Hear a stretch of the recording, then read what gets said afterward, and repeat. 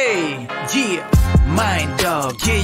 The opinions expressed on this program are those. The opinions expressed on this program.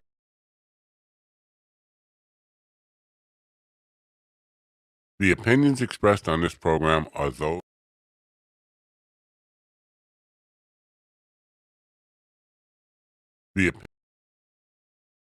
The opinions expressed on this program are those of the host or guest and should not be interpreted as statement of fact.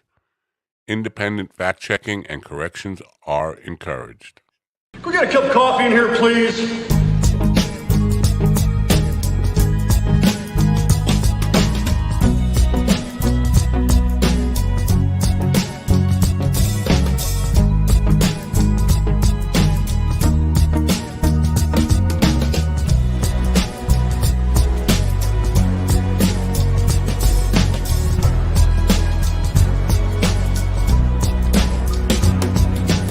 Damn good coffee and hot. Wake up, America. You've got a dog that needs walking. That's right, sunshine. Just put on a big pot of strong coffee and get ready to type your little hate mail with your opinions about kumbaya and flat earth insanity. Stand-up comedy? You want stand-up comedy? Well, we've got sit-down comedy. It's time for Coffee with the Dog. You make me laugh. Oh, brother.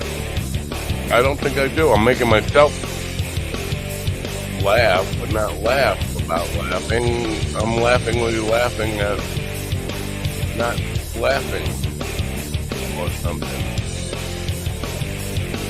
I don't know. It's been one of those mornings already. I'm ready to give up. I quit. Oh, I can't quit. You can't quit. There's no quitting in baseball, football, and live streaming nonsense. And this is your live streaming nonsense program for the day. Good morning, folks. It's Tuesday, October 3rd, 2023. My brother Mike's birthday. How about shout out to Mike? Happy birthday, Mike. Everybody sing. I'm not hearing him sing. It's also James Inman's birthday, which I'd rather forget. You know what? I really shouldn't be angry at James. I like James. It's just too much to take, and so him and I don't talk. But you know what? Happy birthday, James Inman. I have no ill feelings against James. I know a lot of people do, but happy birthday, James. I hope everybody rises above and wishes James a happy birthday. Willie is in somewhere between South Dakota and chocolate soda. I mean, New Mexico. I don't know why I said chocolate soda, because I could probably use a chocolate soda. I'm out of it, man. I am out of it. I'm feeling a little better, though. I have to say, Reverend Rolls, the healing prayer, might have, you know what? You can draw your own conclusions. People, God, I'm getting inundated with very negative comments on social media all over the place about some of the stuff that's been going on in this program. And it's always by people who are nameless and faceless. Their handle is a couple of initials, or there's no picture in their profile. They're just nobody. They're trolls, and it's always late night. And I get notices from these imbeciles. I want to call them. Can I call them imbeciles? We go back to that. I know we have word police and we can't really say stuff, but they just want to find old shit that we put out there. Understand one thing.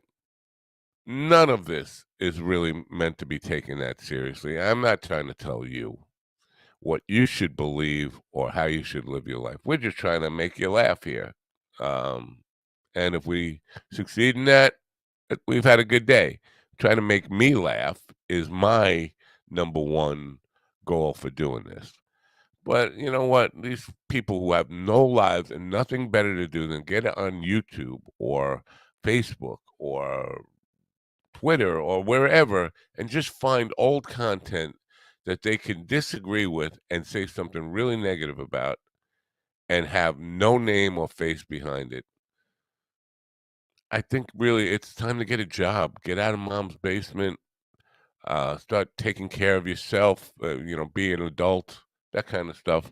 And then maybe you'll find a sense of humor and all this stuff. In the news yesterday, remarkable, and this is politics, and I know some people get turned off by politics.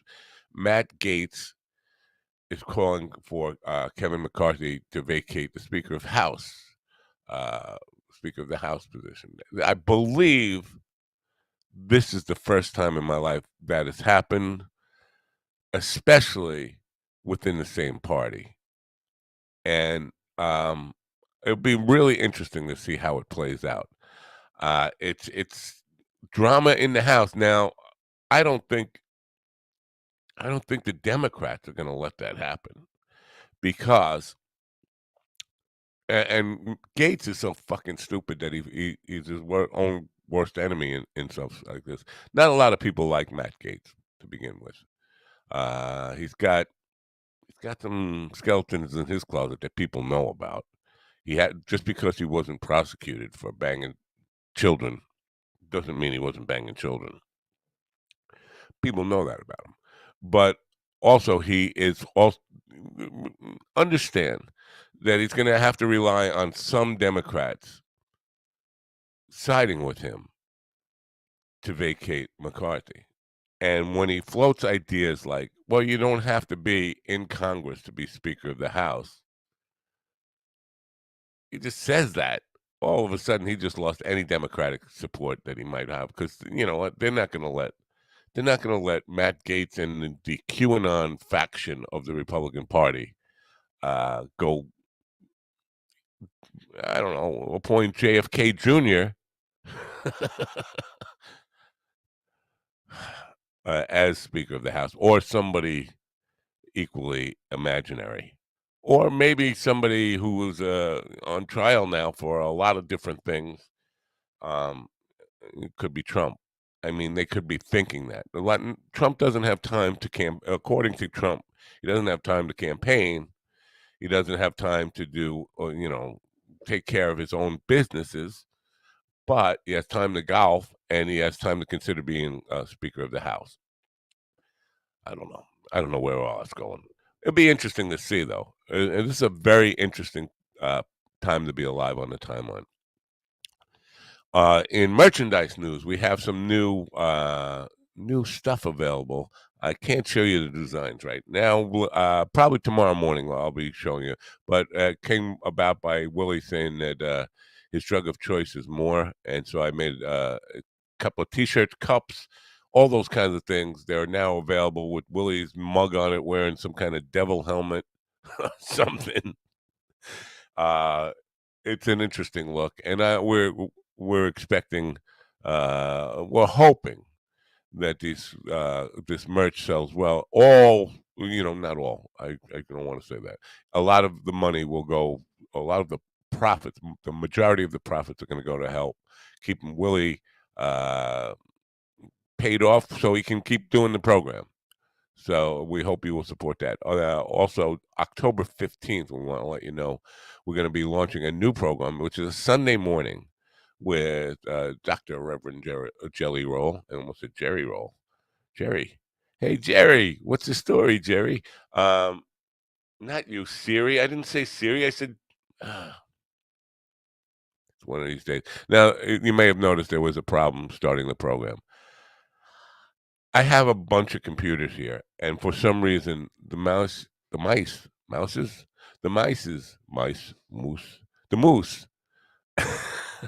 were confused.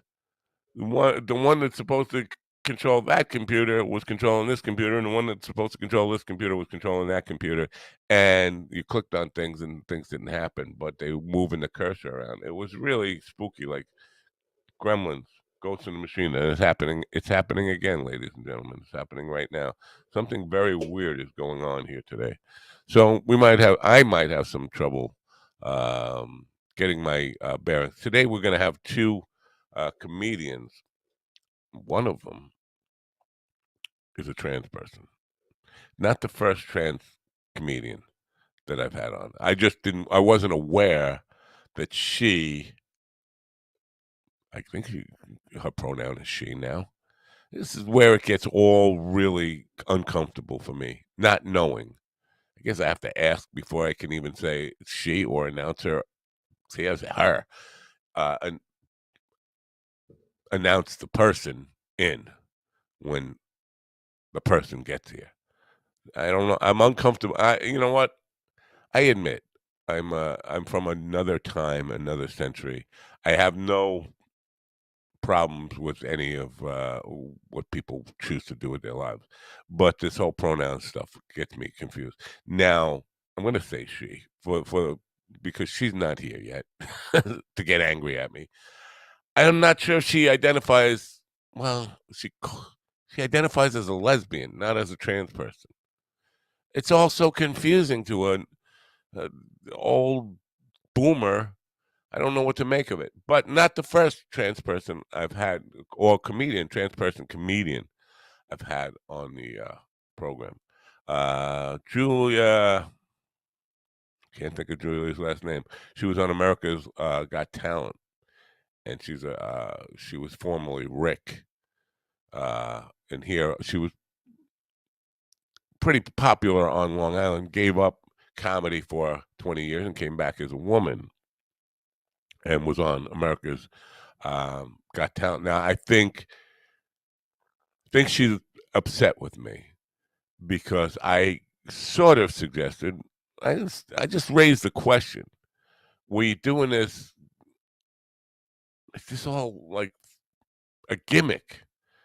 Because I mean, in comedy, using your transition to further your career, because it just seemed you were out of it for a while, and then you go on one of these shows like the exploitative shows like America's Got Talent, American Idol, all those contest shows.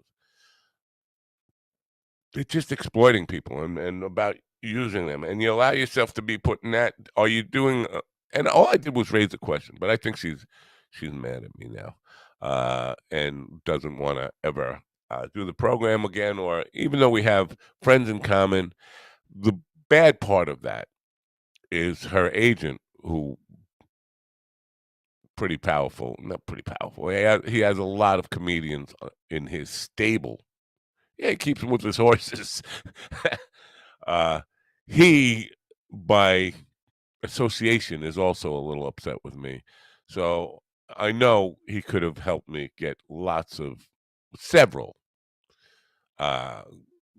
big name comedians on, but it's not working with me and not necessarily taking my phone calls or answering my emails anymore. So it should be interesting. Anyway, she'll be with us in the second hour. I'm going to call she.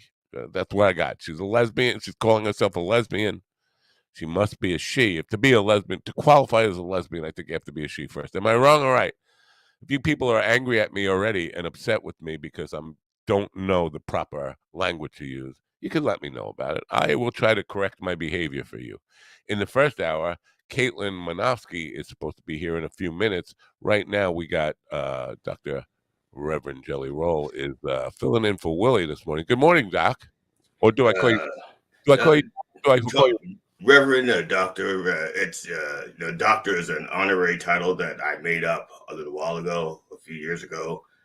Reverend is a title that I earned many, many years ago. You can call me Jelly if you'd like. Jelly. Yeah, we've been friends for long enough that you can call me Jelly. Wow, that's cool. Yeah. Well, thanks for coming here, Jelly, this morning. Got any thoughts about my dopey monologue this morning? I know I'm just filled with the usual confusion and idiocy. Do you have any thoughts on what I said? Well, I would like to add something that I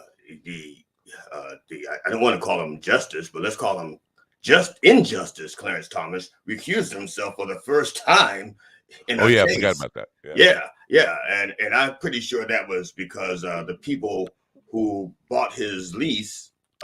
I'm sorry, what did slaves have back then? Were they leased? Were they the agreement? Whoever bought his agreement has decided that maybe he's talking too much and they're getting too much attention, because most billionaires like to buy politicians in the background and they don't want it up front. So Yeah. Now, some people are pushing for a code of ethics for the Supreme Court next week.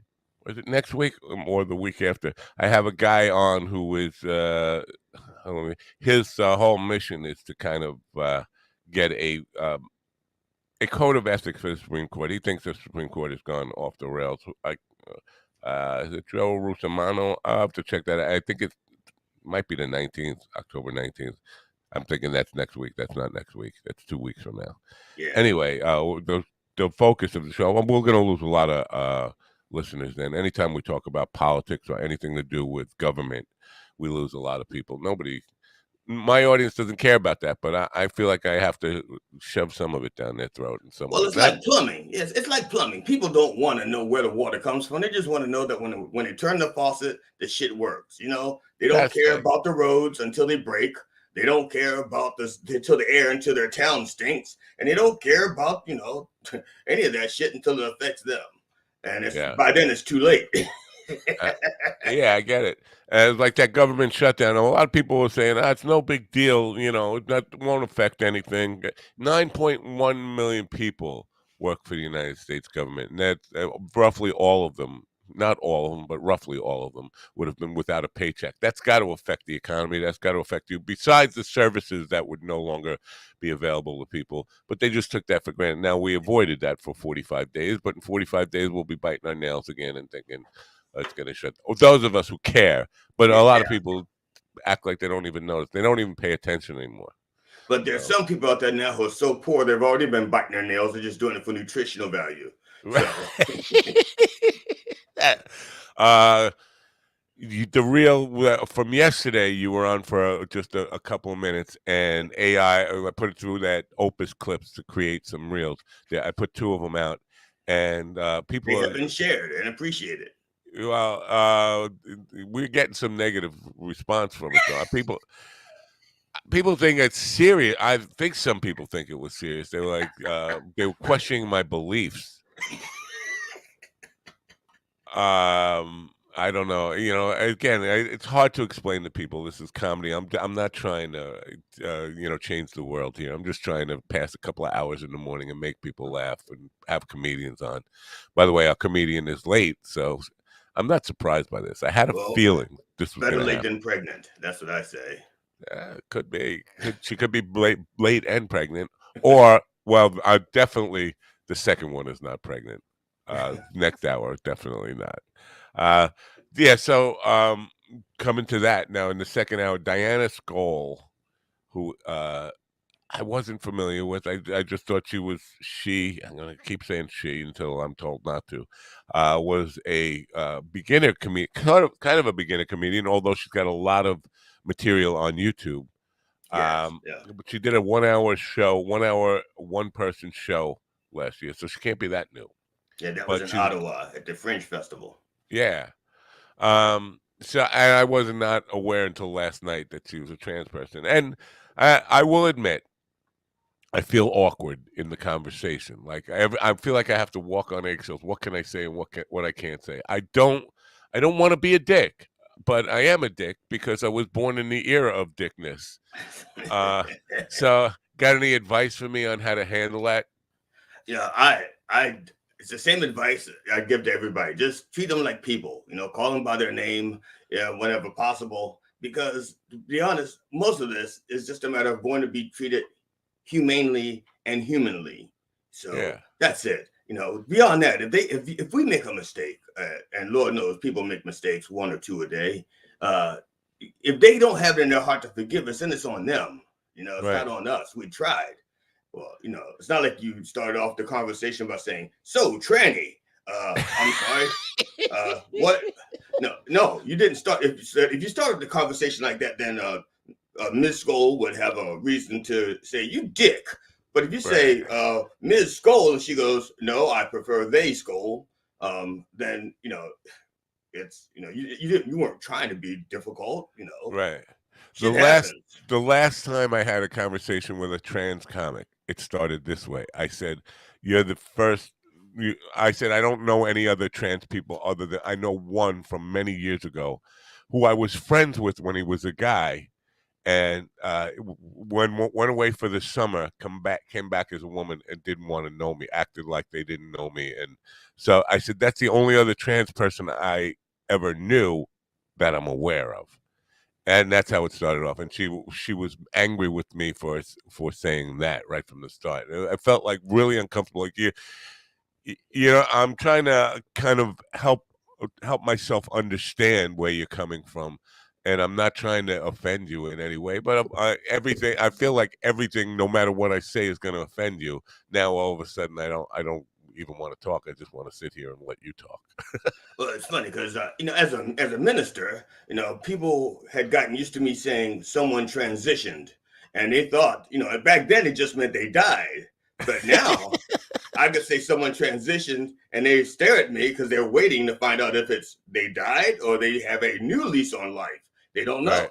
So it affects all of us differently, you know. Y- Yeah. What I do want to know, honest, sincerely, is I've known trans people since the first person I know who actually transitioned from male to female was back in like late '80s, early '90s, and I want to know if the technology for that surgery has changed. Had to have You had know, completely.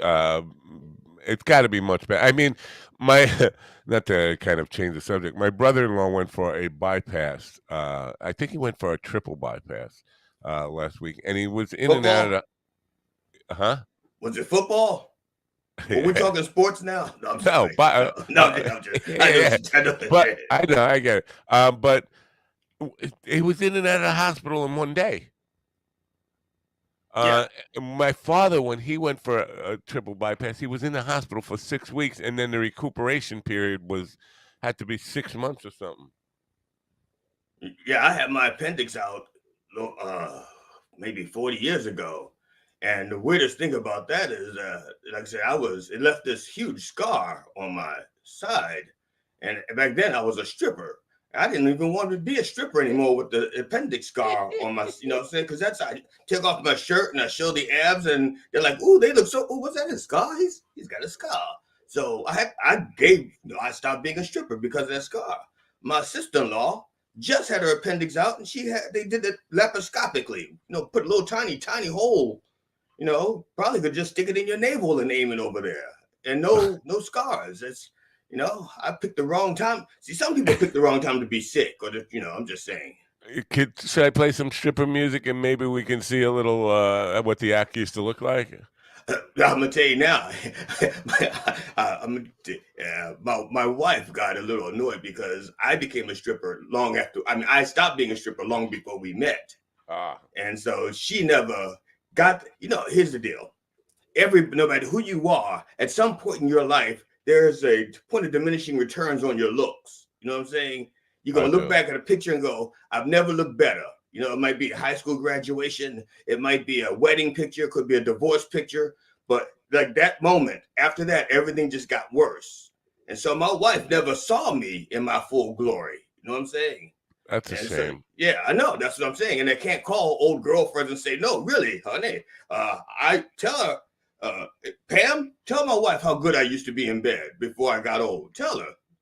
Yeah, and nobody had iPhones or anything to kind of capture it back then. I'm assuming I I had a, was I had a telling. beta camera. I had a beta tape, which no one can play now. So I could just shake the tape and say, no, look, here's proof.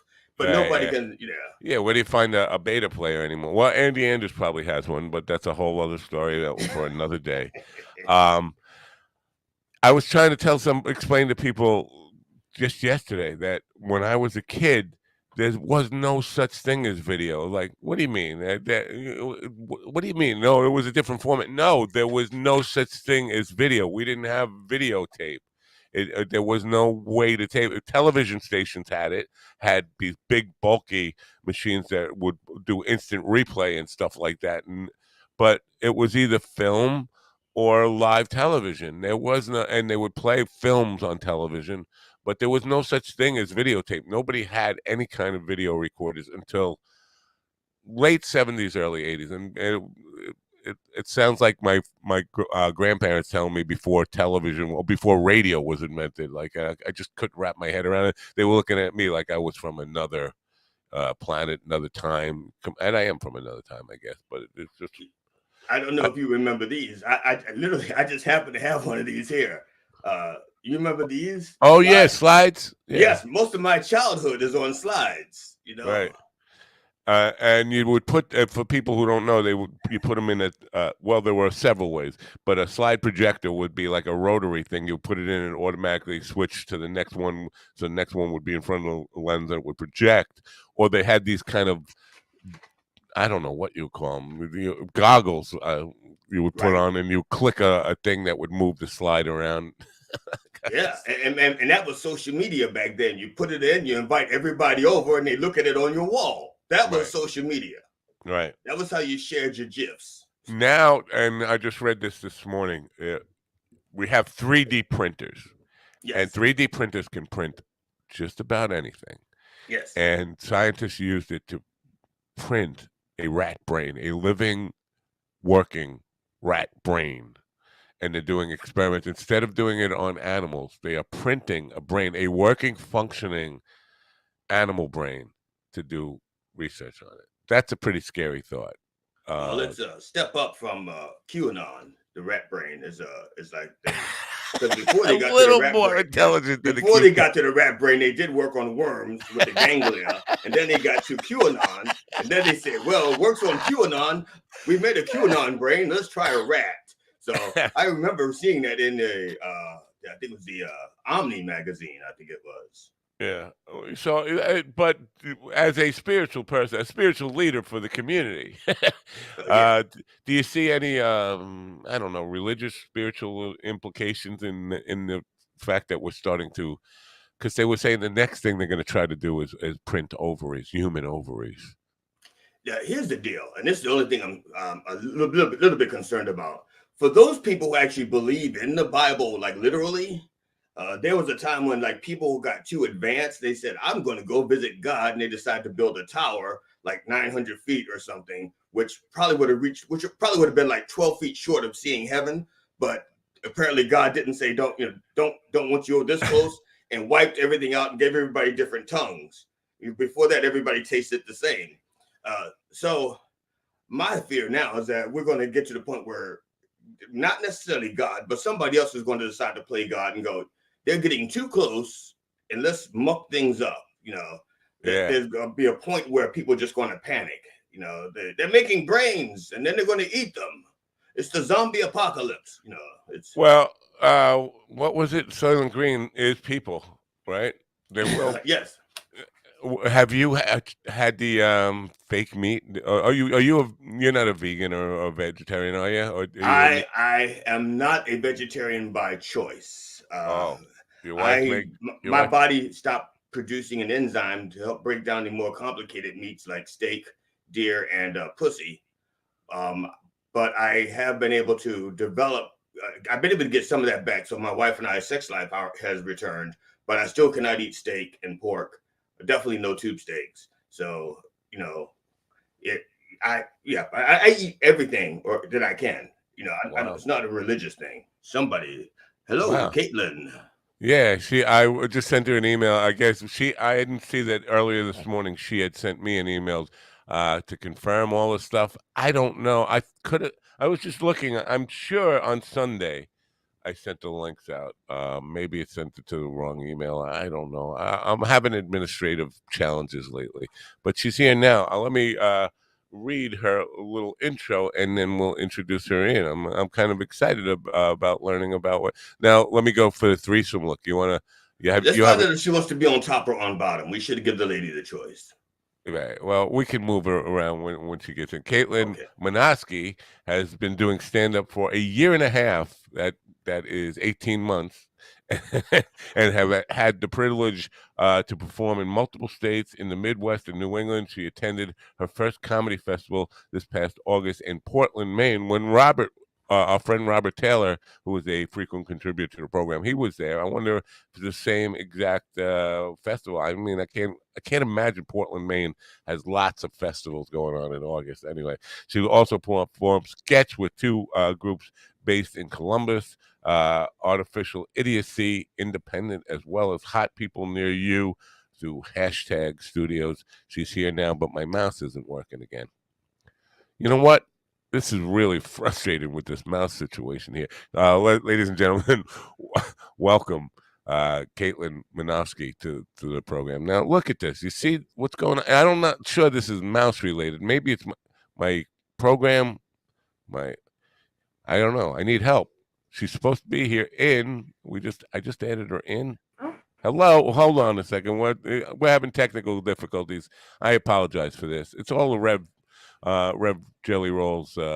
It's the restraining order. I have to remain at least 2 screens away from Caitlin, and you keep putting us next to each other.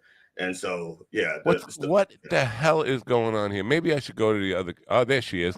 Good morning, Caitlin. I apologize for all the technical difficulties we're having here today. Good morning. How are you doing? Good. Meet Dr. Reverend Jelly Roll up in that corner up there. Would you prefer to be up on the top, or do you like the bottom?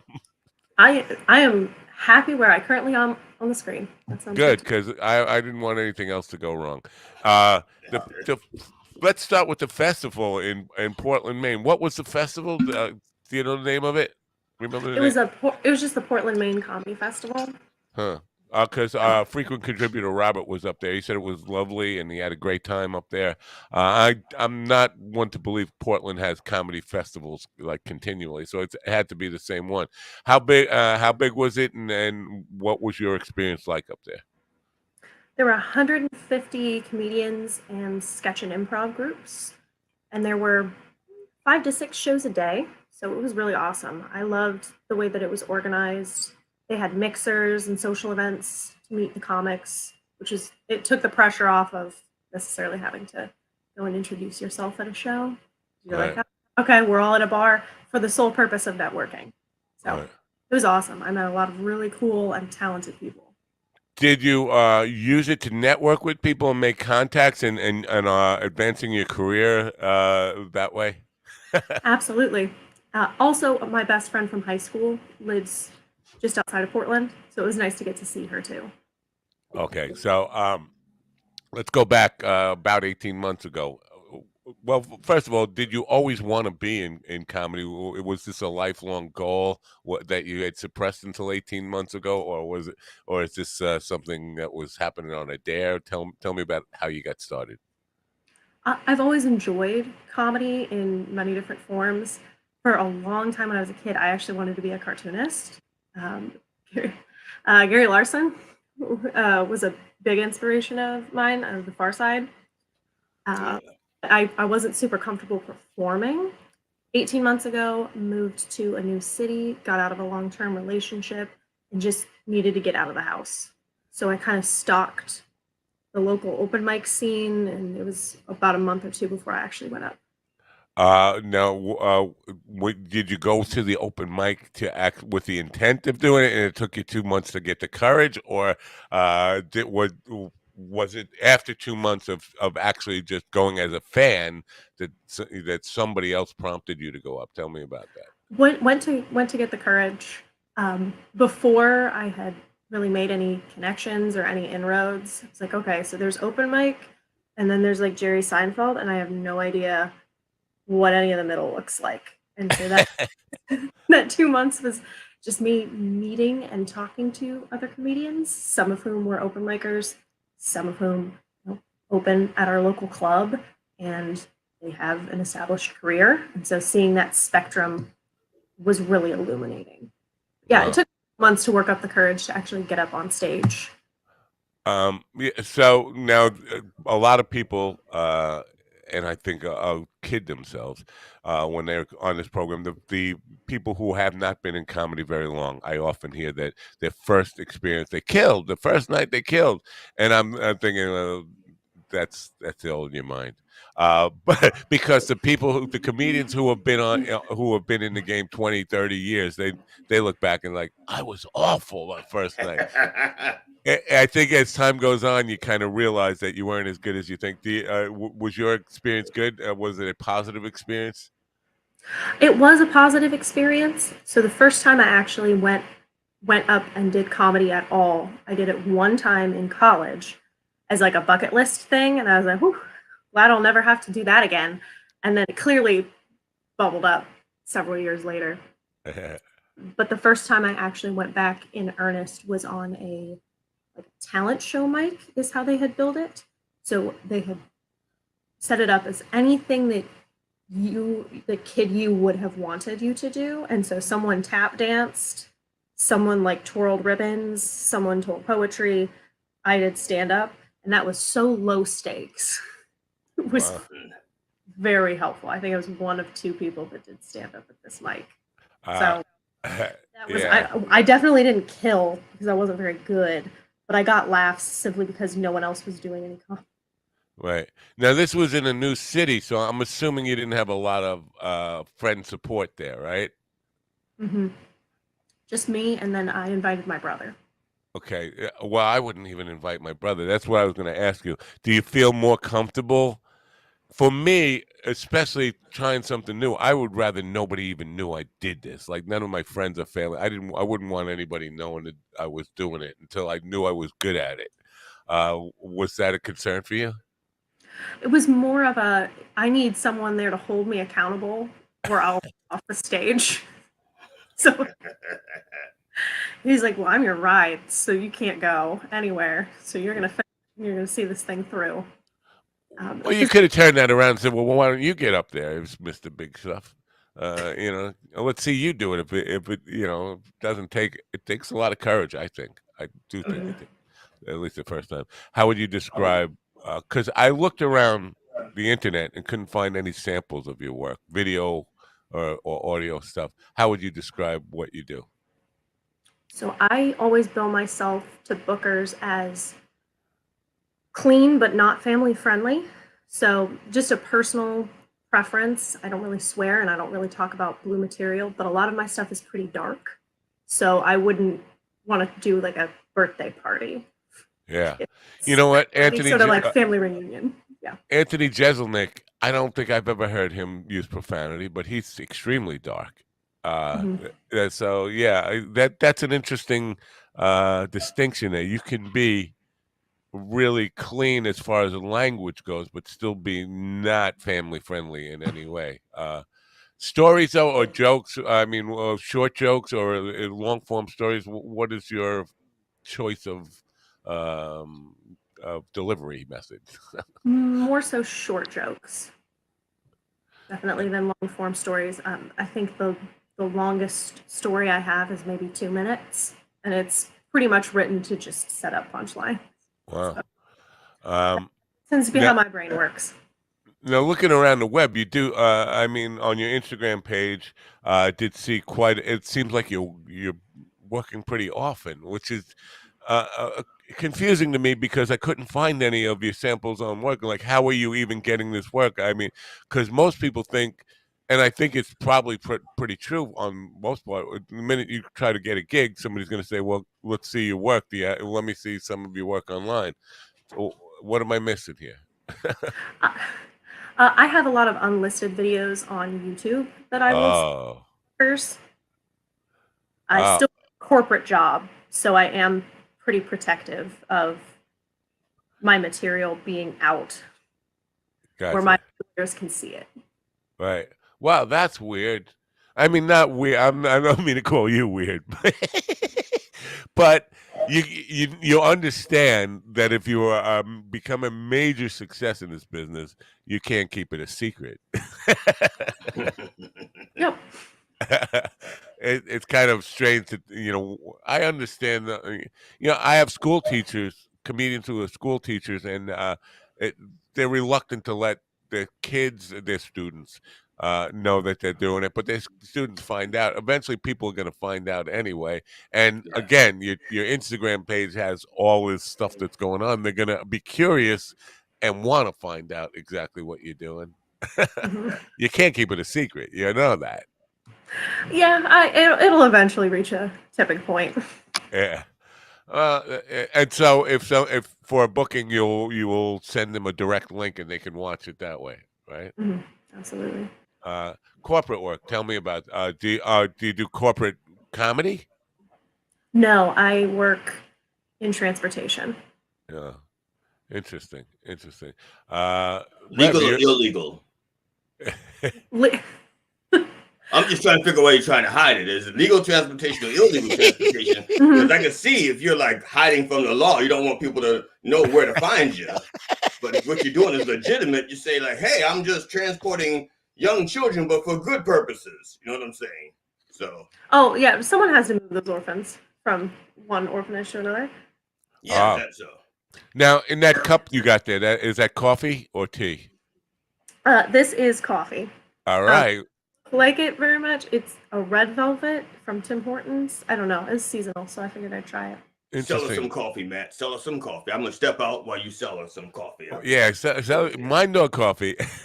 Mind Dog Coffee is the best coffee on the planet. You can get it by going to minddogtv.com/shop, and we have many different blends. This happens to be whiskey barrel blend, which is my new favorite coffee in the world.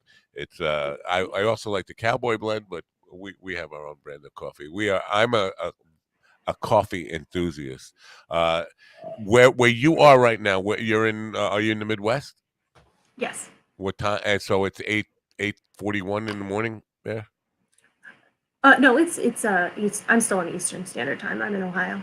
Oh, okay, cool. What city in Ohio? What part of? Columbus. Oh, Columbus. So there is a big artistic community. I always say that anytime we They have like to call it their Congress. They call it their state, their government. They don't call it an autistic community. They call it their government, but that's okay.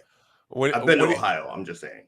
What do you mean the because Ohio's a blue state, a red state in a lot of ways. It's very conservative. So I would be surprised if you're suggesting that they are supportive of the arts in any way on the governmental level. Is that what you're suggesting? No, I thought you said autistic. I'm sorry. My apologies. I thought you said autistic community, which is what they call their government. But you said artistic. Artistic, yeah. And I apologize. So my bad. That's fine. Both statements can be true. Let's not have any of those kind of slip ups in the second hour because that's going to be a little dangerous. Anyway, because Columbus, Ohio, filmmakers, comedians, musicians. There's a really something in the water is going on there where there's a really deep artistic community going on there. Did you move to Columbus for that reason or from wherever you moved from? So I am originally from Southeast Ohio. So like the Appalachian part of Ohio. Moved to Chicago for school and then ended up moving back to be a little closer to family. So I didn't really know anything about Columbus when I moved. It's been awesome to be a part of the artist community, and there's so much overlap between. I mean, I was on a show 2 months ago that was at an artist collective. It was literally in one of their outbuildings. It was this converted school that's this artist colony. So that was really cool to meet all these visual artists. It was in a really cool space that was decorated with a lot of people's work. I've been on variety shows that have included comedians as well as drag and burlesque artists and visual artists. There's a show that I'm on pretty much every other month that's a sketch show. But a cool thing about it is that they have a cartoonist that will draw your sketches as you do them, and then they'll raffle off those drawings afterwards.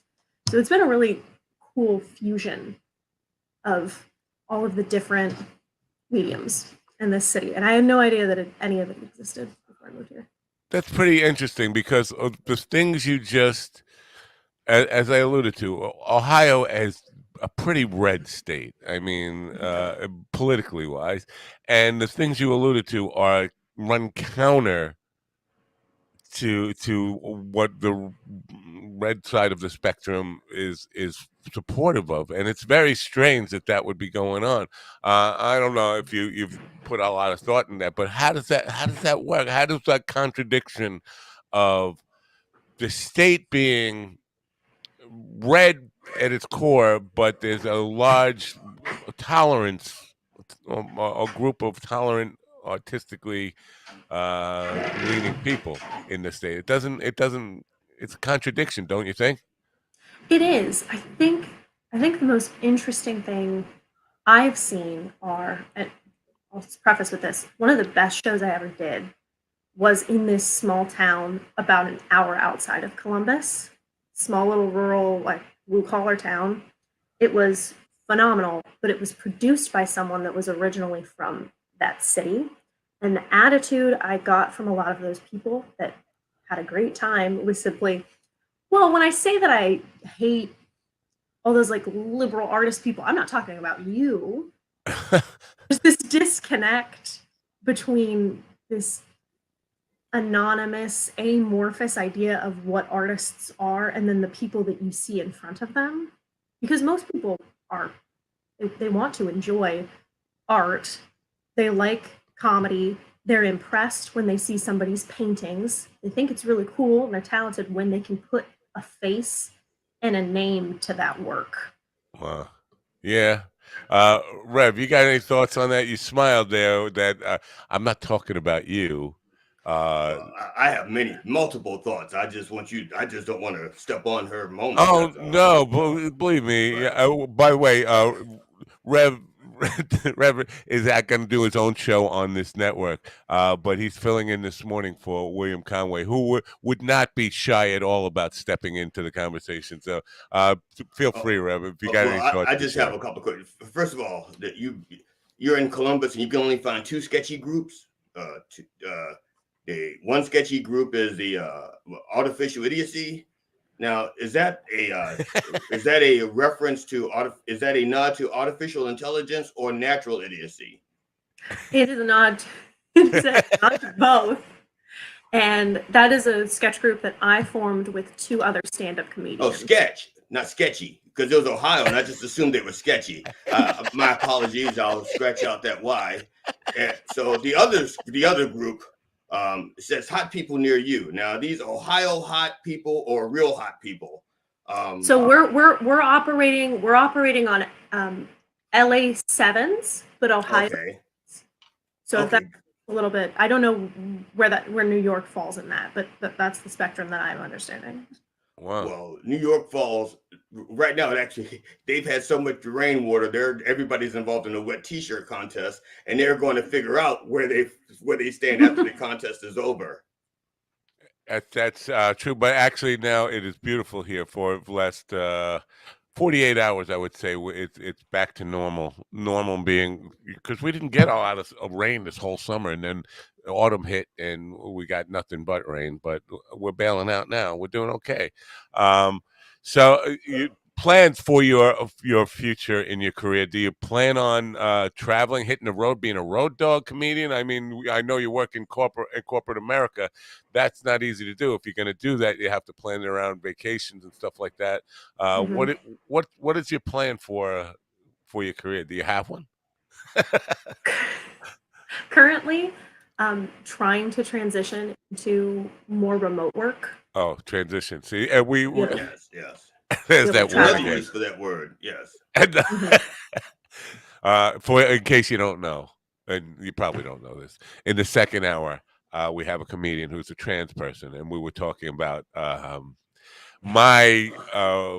had another trans comedian on, and it didn't go well, and that person hates me now because I was really clumsy with my language. And Rev was talking about how he used the word transition, meaning death, transitioning to the next phase and existence or whatever. And there's so many different meanings. So as soon as you said transition, my ears picked up transition. Have you seen?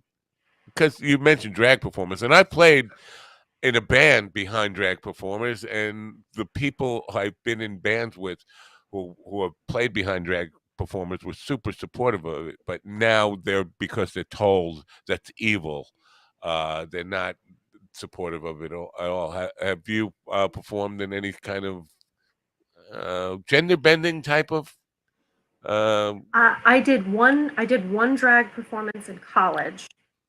They just simply asked if they could have somebody else because they wanted an even number. So I did one performance as a drag king. My drag name was Dick Jocelyn. I'd be happy to do it again. I come from a theater background. That's a very strong word for doing theater in high school. But I Right. also really liked the makeup and costuming aspect of that. I'd usually take point on those productions. So that's a space I'm very comfortable with. But I do a gender bent performance. I just haven't had the opportunity. There's so many talented people that's all they do in this city. Right. Why you would book me on a show? Yeah. You because I struggled with learning the difference, and I think a lot of America still doesn't know the difference between drag as a performance, because drag is theater. It is performance. It's Mhm. not. It's not a sexual thing generally. It's not about sex in any way. It's about performance, and there's a difference between that and transgenderism. But most people, it goes right over their head. They don't even understand that. You got something to say, Rev? I said that's why it's called a drag because it's not about sex. They get all their hopes up. It's not about sex and says this is a drag. So that which is the origin of the drag. I just wanted to put the etymology in there. That's I all. did not know that. Well, thank you Yes. for educating me on Yes. that. That's some good insight there. Yeah. Now, True story. Yeah. yeah. Now you say you work dark. And I mentioned Jeselnik. Can you give me? Blackface. Uh, yeah, that that's not what she means by working dark. Can you give me some idea of what like the kind of subjects and stuff you talk about? Because Jeselnik talks Oh, about shaking babies and pretty much all of my material is personal to me. So a component of my set is talking about my eating disorder, very much in a obviously joking way, but a lot of people, that's something that they haven't really talked about. I've talked about um, like my childhood and the way that I grew up in a pretty rough household, mental illness. I have a whole bit about my mom finding my suicide note. So again, Ooh.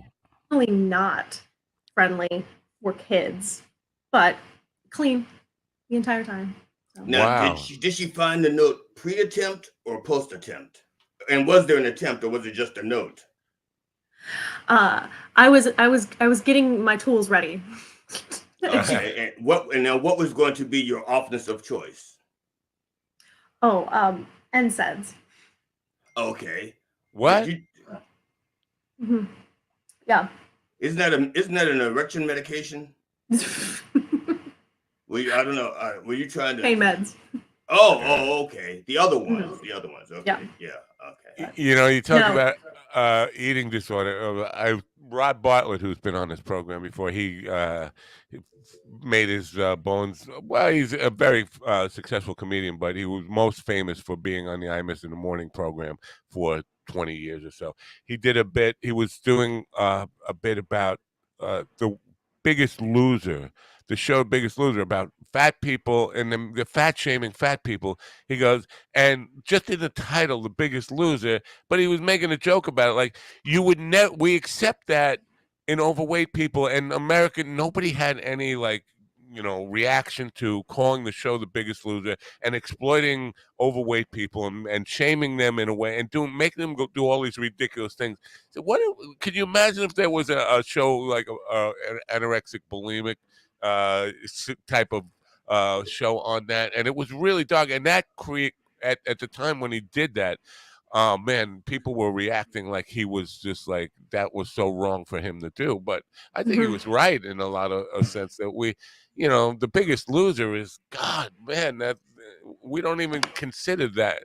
So weight issues, I think, are still uh above and beyond, and we can talk about any of these other things, and people get offended by it, but it's still okay to make fun of fat people.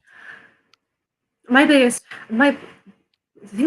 thing that's been most surprising, the more I've done comedy, is the amount of people that feel emboldened to go up and tell me, you really shouldn't talk about that. When it's my lived experience, that's always that's always wild to me that that's not really for you to joke about. I was like, but it's my eating disorder. It's literally, I'm telling you about my mind and how it's funny because it doesn't make any sense. Right. It impacted my life, but that's the absurd thing about it, is it's completely illogical because it's a mental illness. That's Right. how mental illnesses work. And it's so funny. It's so funny to me that people feel, I almost want to ask for who, because clearly I'm okay getting up. I'm well aware of how I look. I kind of have, like a chipper face, and I go up and I'm pretty smiley, and then I talk about these very dark topics. So I'm clearly doing okay. I don't know what it is about what I'm saying that is upsetting you, but if it's a catalyst for you to look inward and maybe explore your own issues, I'd rather you laugh, but if that's what I get, then I guess that's a net good for the world too. Yeah. I'm sorry. Now, Sister Caitlin, just a point of reference here. What did your note say? And was this during? Now, were you a comedian? Were you a comedian at the time that you were planning on killing yourself? And if you were a comedian, did you have like a joke in there, like maybe a rim shot at the end of the note?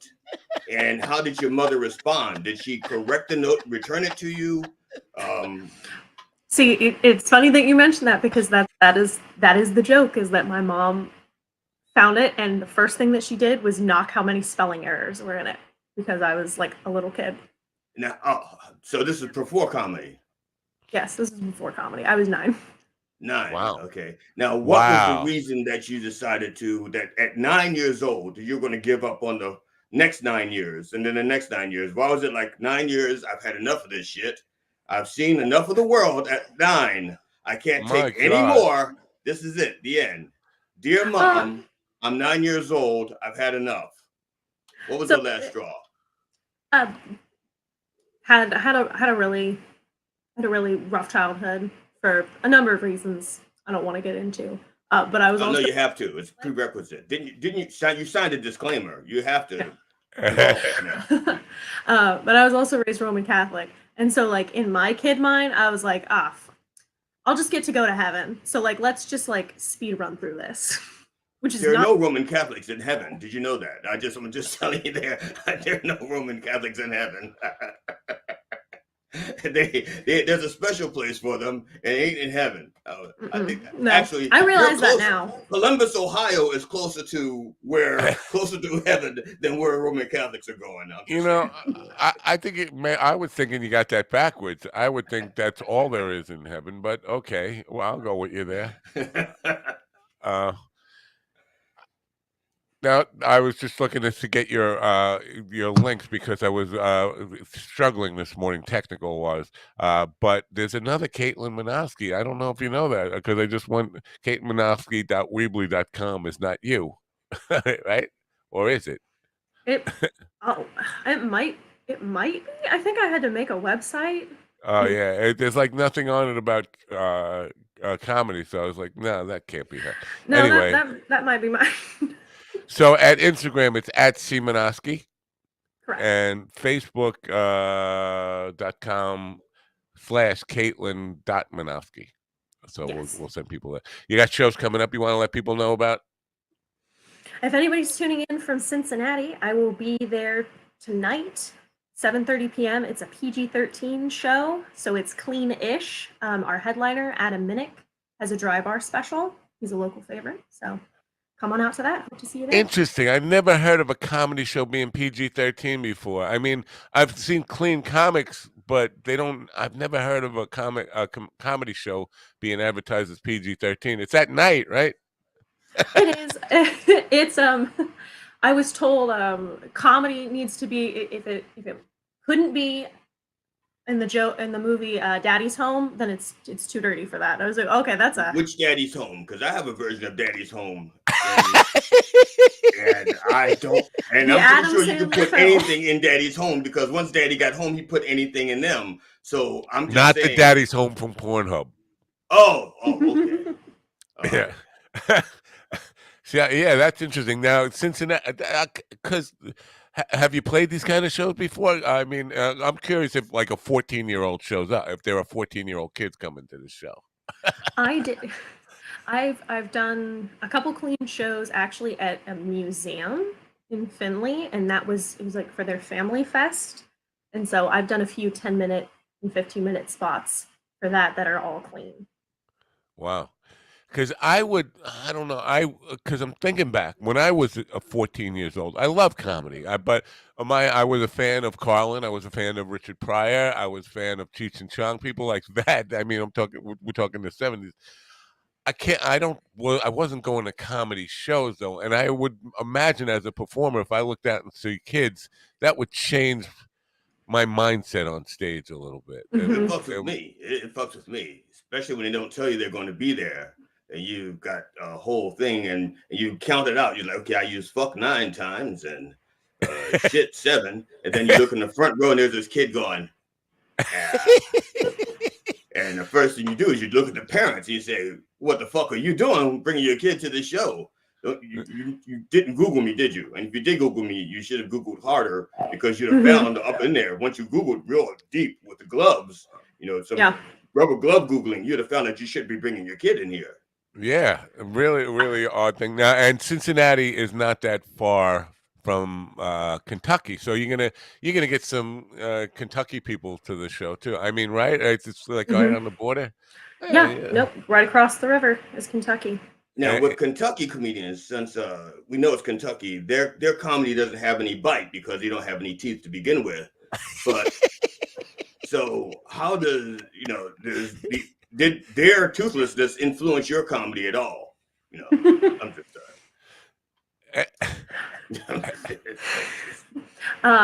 I always say this when people ask about dark material and kind of where you play it. I have set up my set in such a way that I have, I guess, worse and better tags. So if the audience is not necessarily feeling how dark something is, I'll do my sillier tags. And if I really want to double down, then I have other ones. So do you have any good rape jokes? I beg your pardon? Do you have any good rape jokes? I do not. Okay, you're not next level yet. You're not next level dark yet then. Okay. Not yet. I'm just trying to see where you are in the hierarchy of darkness, because there's because as far as comedy goes, there's a darkness scale which starts off with like a Leah and then it goes all the way up to the Wesley Snipes. And I just want to see where you were in the darkness scale. So you're kind of like a Tahaji Henson. I'll put that in my Instagram bio. Okay. Well, I think too. You need to kind of include this stuff in your marketing releases, and that kind of stuff is your degree of darkness, I guess, right? So now you mentioned you were from southeastern Ohio. Is this like a homecoming for you? Have you been in Cincinnati? Have you performed in Cincinnati before? And is this like a homecoming? I have performed in Cincinnati. Cincinnati is Southwest Ohio. Oh, so see my geography lesson. I'm sorry. You're perfectly fine. I love going down there. It's a great scene. The doctors have confirmed he's not perfectly fine, but he will do. He will do. I'm getting better. I am getting better. He's getting better. I am getting better. Well, we appreciate you getting up early and being part of the show. I know, comedians generally aren't morning people, but Rev is. But he's not a comedian. He's a certified forensic humorist, or at least his alter ego is. I don't know what he is, actually. He's a minister of darkness. A dark minister. Very dark minister. And he's performing all in blackface. He's actually a white guy. I don't know if you know this. It's really offensive. He put on blackface just to do this show this morning. Yeah, I am black from the jokes on up and white from the credit rating on down. Anyway, Caitlin, thank you for being with us this morning and getting up early and being a good sport and coming on. I know, did I not send you the link on Sunday? Because I could have sworn I did. No, I did not. I did not get it, but I checked my spam, still nothing. So Okay, My Caitlin, bad. I just have one last question. How many pounds of coffee should we put you down for? as much as you're willing, as much as you're willing to send me. Yeah. No, no, We're not right, send. so. It's not ND. It's LL. Yeah. Oh. Yeah. Anyway, we appreciate you being here. We hope people will follow you. Once again, it's facebook.com/Caitlin.Minoski, and it's at C Minoski on Instagram. And thank you for being here. And we'll continue to follow you. If you got anything coming up you want promoted in the future, just send them my way, and please come back sometime. Lovely. Thank you very much for having me. Nice to meet you, Reverend. Have a great day. Bye for now. I'm pushing buttons. There we go. Man, this button pushing. My brother just sent me, he got a gift, because today is his birthday. He got a gift of Mind Dog coffee. Somebody sent him it looks like breakfast blend. So good for Brother Mike. Eggs and bacon in it. Yeah. yeah. Big fat sausage. That's for stirring, right? I know. Okay. Wow. I just have a question. It's in there somewhere. Evil Ian says that the Reverend does not approve. What does the Reverend not approve of? I don't know. I was just wondering. What did he say? Let me see this comment here. Does not approve. Oh no, you. What didn't you approve of? That's what I want to know. It's like, come on, Evil Ian 02. Evil Ian is cryptic sometimes, yeah, and I misunderstand him. But eventually he will explain. I think he will explain anyway. Give the gift of Mind Dog coffee. Somebody just did give the gift of Mind Dog coffee to my brother Mike. By the way, if you're just joining us, it's also James Inman.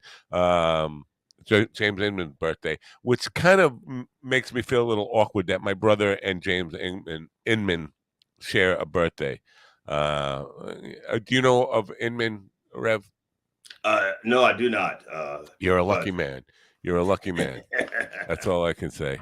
Shout out to James Inman. Well, you're following along on that. What did you say, Ian? What are you saying? Was shaking his head at disapproval of discussing transitioning. Oh no, that's not disapproval when I shake my head. That's Tourette's. That's Tourette's, right? And it's also me. I have tics of my own. I'm not perfect. I know I look it. I know but to just I know I look perfect. But sometimes I shake my head because I'm telling myself not to interrupt, and I'm like, don't say it. Don't interrupt. Don't interrupt. Oh no, you can interrupt all you want. That's your purpose here, is to interrupt because I just say stupid shit. Oh no, not you. Her. No. Her. If she's talking, I don't want to interrupt. I want her to finish her thought. Oh. Because especially if she's discussing something as important as doing an open mic. Woohoo! I don't want to interrupt that. It's kind of funny because I should have asked her, because a lot of new comedians, younger comics, they have this thing where they call an open mic a show, and they'll say like, I'm doing 19 shows tomorrow. And it's like, no, you're doing 19 open mics, Right. A show is when you can actually disappoint somebody and not get a paycheck. That's a show. Right. Although I haven't paid in weed. I've been paid in a lot of fucking weed. Yeah. I got paid in lots of different things. And, that's a good point, because I see that on Facebook all the time. These people who I've been doing comedy professionally for 3 years, and you find out they haven't really had a paying gig ever, or been hired to do a gig. It's all been open mic, but anybody can go to an open mic. I don't mean to disparage people, but I don't think you're a professional if your total sum experience is open mic level stuff. I have a question for you. This is years ago I used to play in a band. No big secret. I was a wonderful musician. Well, no, I wasn't. I was a terrible musician, but I had good friends who kept me in the band. And we did a gig at a university. We were supposed to do a gig. All of our equipment was in one vehicle. that did not make it to the show. The only thing we had was my guitar, none of my pedals, and one chord. I think it was an F sharp minor, and that's it. And even most of the band was in the other vehicle, so we couldn't really perform. I was just wondering, have you had any kind of disasters? Oh, no, what's the worst disaster you've had as a musician? Oh, well, there have been many. Let Ooh. me start with one that was at a place called Cowboys. Now, we were not a country band by any means. It was the 70s. We were a bordering on progressive. We wanted to be like Steely Dan. Right. Okay. And we got to this club, a club called Cowboys, and I was nervous anyway.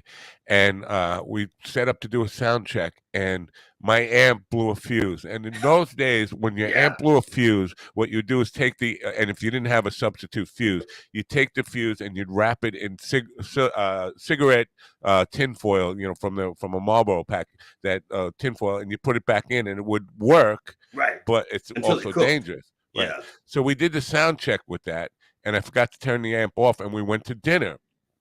And we came back, and the fire engines were there, and the club had burned down to the ground. And it turned out my amp had caught fire, and the curtains behind it caught fire, and the white flame shot up the wall of the roof, and the roof started burning, and the frost blew over to barn, and burned the horse, and the dog ate the meat and died. And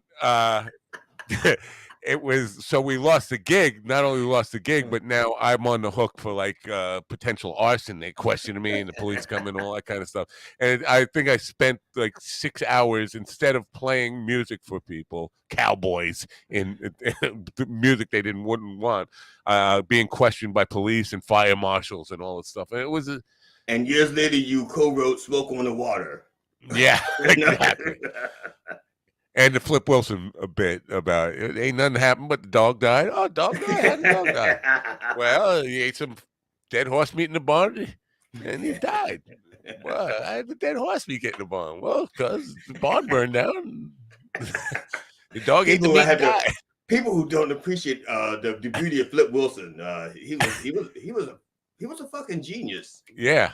And I often bring him up because, especially in the drag queen arguments with people. Yes. Because people are so, oh my God, watch, if a kid sees a drag queen, he's going to be like indoctrinated. I was like, is that what happened to you? Because I know you saw Flip Wilson when you were 8 years old as Geraldine, and did it make you a drag queen, or did it make you a trans person? Because if it didn't, then where's this argument coming from? And their parents must have seen Uncle Milty, who was like probably the oldest. That's like the first. And that's not even talking about the movie "Some Like It Hot." You know what I'm saying? Yeah. So they don't know what the Jack Lemmon, Tony Curtis, but yes. Uncle Milty. I don't know if you remember when RuPaul was kind of like bullying him at the Grammy. I think it was the Grammys or MTV Awards, like late '80s or something. And RuPaul and him were assigned to give an award away, and they were up on the dais together. And RuPaul was not being friendly. And at that time, Uncle Milty was a feeble old man and not even able to kind of defend himself in any way, or even be a wisecracker back at. And it was just a really humiliating.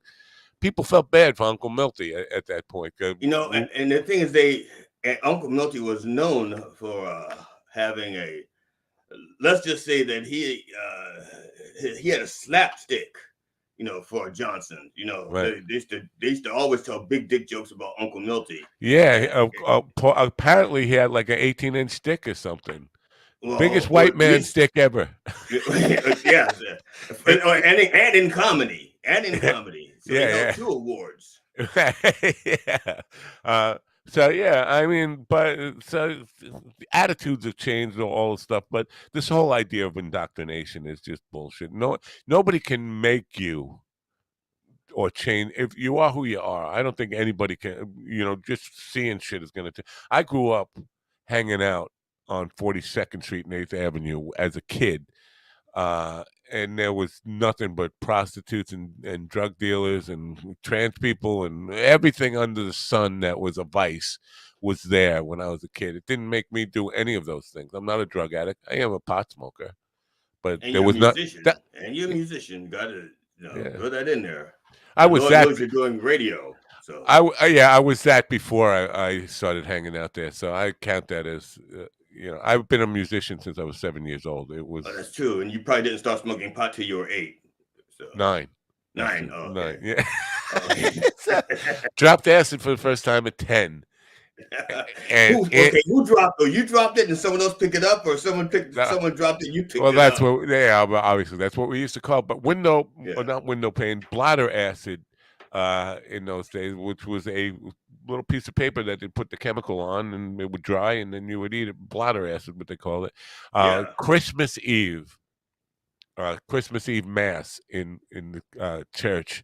We go to midnight mass, my friends and I, and we're up in the balcony of the church. The church is filled with everybody in the town. There were only like 7 seats left up in the balcony, and we're sitting there, and we're going, "Oh my God, I'm tripping my balls off. Oh, this is fucking amazing!" And everybody's just like, how people do when they're on acid, just rattling away, laughing and giggling, and then all of a sudden there's a nun in front of us, and she goes, son," and we all like laughing at this was even before Blues Brothers, and we were calling her Penguin. Look at this stupid penguin, and she finally one of my friends went over to her and said, "What are you rambling on about, you crazy nun?" She said, "There's a microphone in front of you. Everybody in the church is listening to every word you say." And we looked, and everybody in the pews were turned around looking up at us. And I think it was me who said, I'm pretty sure it was me who said, "I think we should go." And we just got up in single file and walked out. And then when school was back in, it was like the talk for 2 weeks. That's all everybody talked about. The tripping boys and we were 10, 11 years old at the time. I was 10, but the guys I were with were 11, maybe 12 at the oldest. It was Yeah. a scandalous time. Have you ever had a friend of yours pass out drunk, and you played a really bad prank on them, or a good prank, depending on your point of view? What's the best prank you played on one of your drunk friends? I never really played great pranks. One time we covered a guy in baloney, but it was those are weak stuff. The worst ones happened to me. I was the guy. I woke up on the top of a barn. Uh, they put me up on the roof of a barn, and with 13 puppies in the barn, screaming, just barking their heads off because the mother wasn't with them, and they were just barking the whole time. And I was like, I was, alcohol poisoned. This wasn't just a hangover. This was passed out for 3 days. They said I was puking up rocks and stuff. It was like it was bizarre. But at the end of the 3 days, finally coming back to life, and this was my experience with my head bursting and the sun beating on me. I'm feeling, what the hell's going on? And I wake up and I see the sky, and I look down and I'm like 40 feet in the air on the top of this barn, and these dogs are just barking their heads off. Another time, the time we covered the kid in baloney, and he woke up and he was like freaking out because he couldn't breathe because we covered his nostrils in baloney. And he got up, and everybody came running out of his room, the room he was in, because they were all watching him. And I was outside the room, and this big fat guy ran into me, and there was a fish tank, like a 9-foot tall fish tank, and he knocked into me and knocked me through that, and things splattered, grass all broke, and the fish were all flying all over the place. And it was, I almost got I got cut up all over the place. I almost had my jugular cut. I had slash on my neck, that kind of stuff. But no, I think the pranks mostly happened to me because I was the one passing out drunk severely with all that stuff. Another guest is late. I think I'm going to email her. Talk to me while I.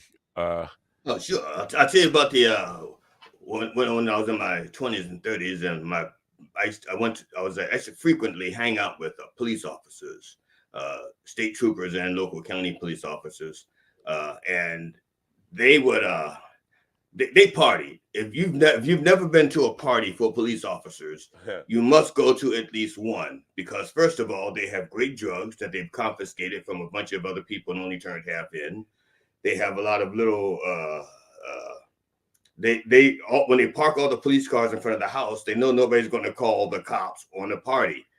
They have some of the best looking hookers I've ever seen because they owed favors, I guess. I'm not sure. I don't know about the behind the scenes part of the policeman's party. I don't know like about the participatory portion, but they party hard because they know they're not getting in trouble.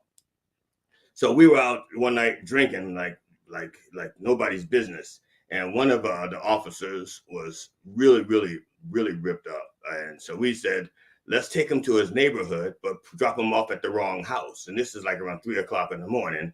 We figured we drop him off, we drive around the block, and we come back and get him because 3:00 in the morning, nobody's keeping their doors open. He'll be like, locked out.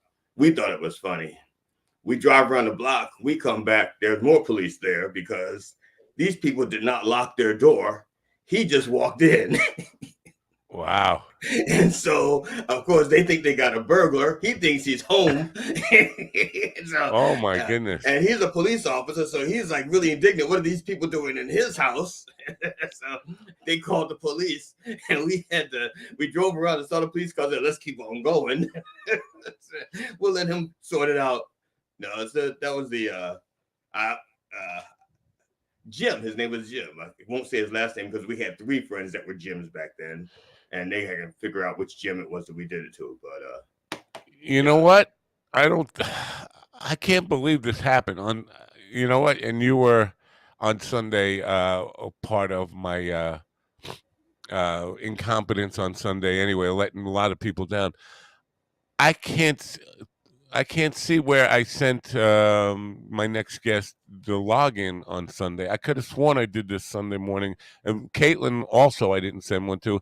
I blame myself for being just a total fuck up lately, but it appears I never sent her the login for this morning.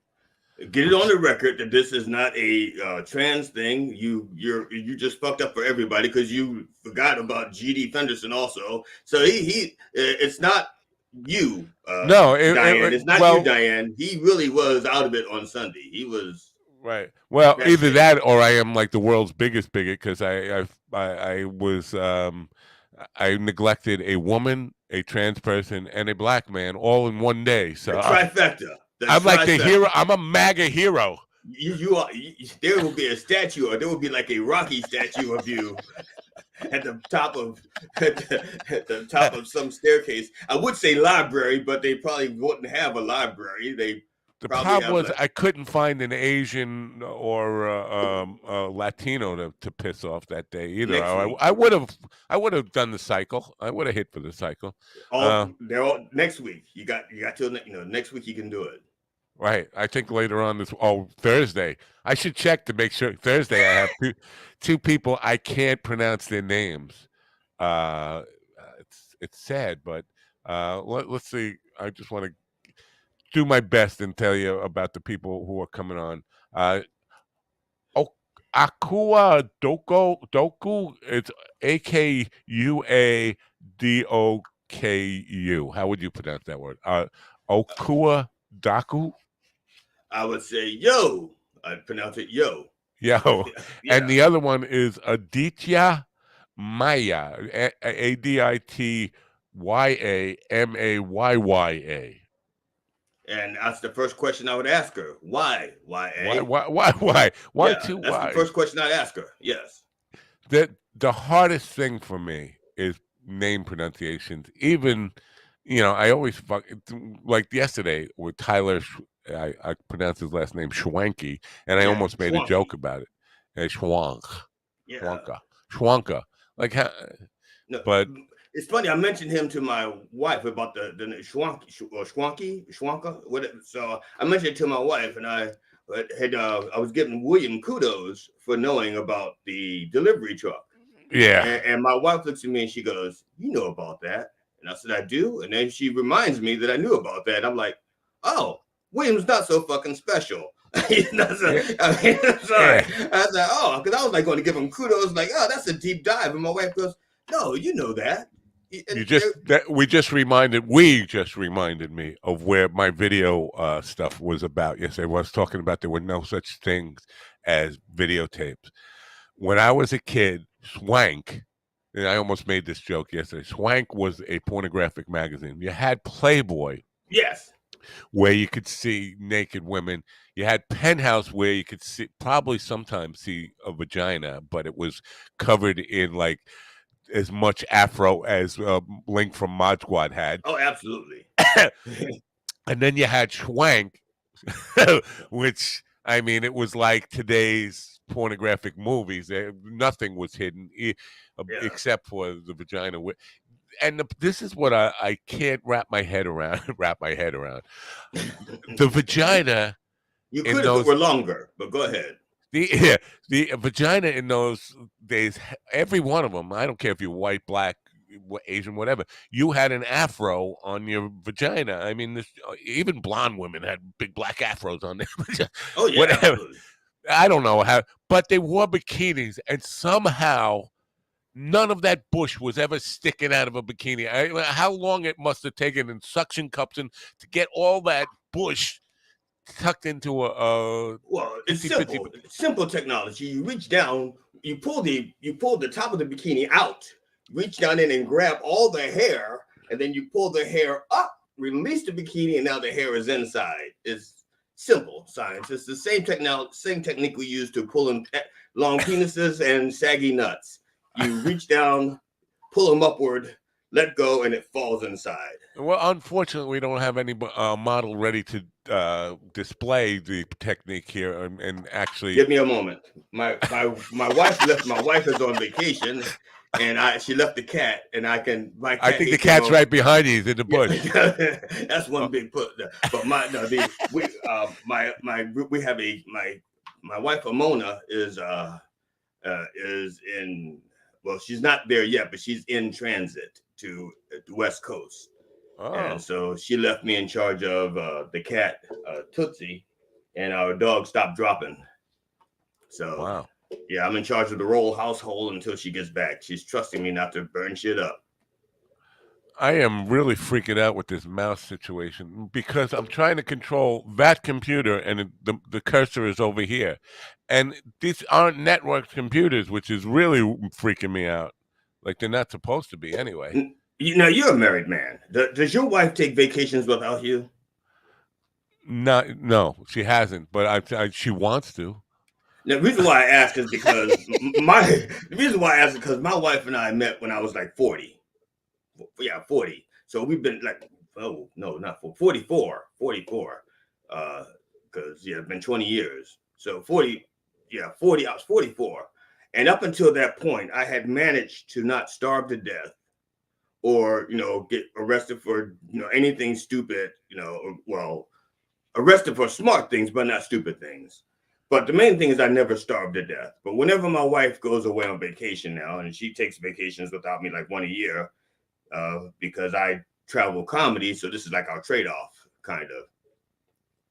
When she leaves, she wants to make sure I don't starve to death. So she makes sure I have food.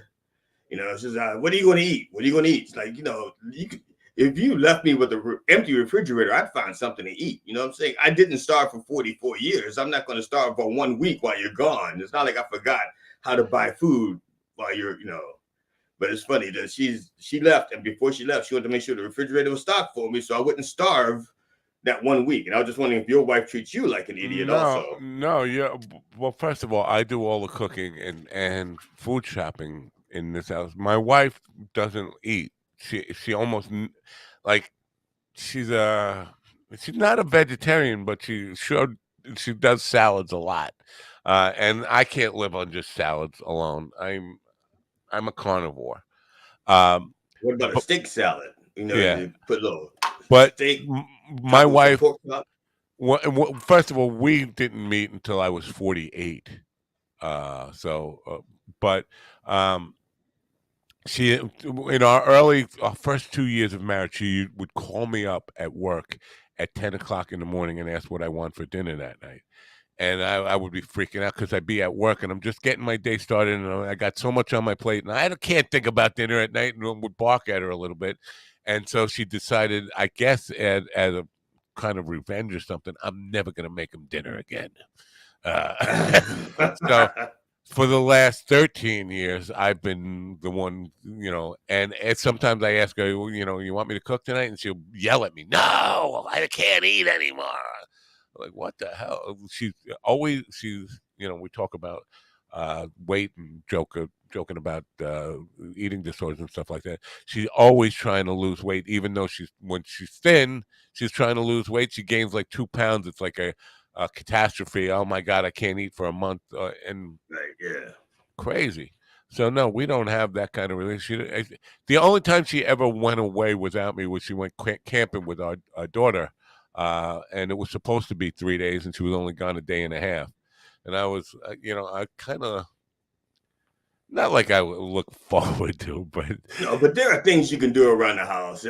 I mean, my thing, to be honest, when my wife is gone, I do like to fix things because there are things that I know that need to be fixed before she's gone. Like I need to do the gardening, because we had a well dug up, and we have well water, and around our well we had daffodils and all these flowers. So they came in with the bucket, dug up all this shit. So now we have like 1/3 of the daffodils and stuff. So now I got to redo the whole thing.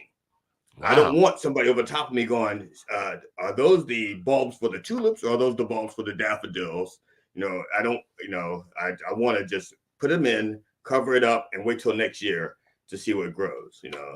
I don't want to. First of all, let's clear this up. You drink well water? Yeah, we have well water. We have well water. Yes. Wow. If I did, I'd be dead long ago. But that's good. That's impressive. But here, the water is so poison. If we add well water, even our tap water comes out like this strange gray, not see-through water. So we have a water cooler. Okay. Yeah, I go and buy those big, like office water cooler things. Yes, I've had those. Yeah. Yeah. But what comes out of our tap is like a scary looking, chemically looking water. We are I'm about a half a mile from a nuclear power plant that never opened. But they've been doing experiments here with it since the 70s. It was supposed to open, but I was one of the hippies protesting it because on Long Island, there's no escape route. If something happens, like you're stuck here with it. But it's now. I never expected it to be in my backyard.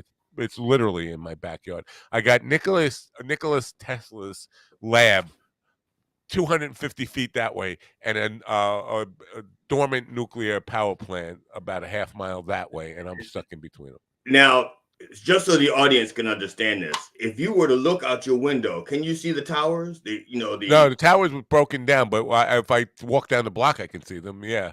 Okay, show them how big they would look to you. Like this. Like if I look, they look this big. That gives us perspective, so we know how far away they were. So how big were they? Like this? No.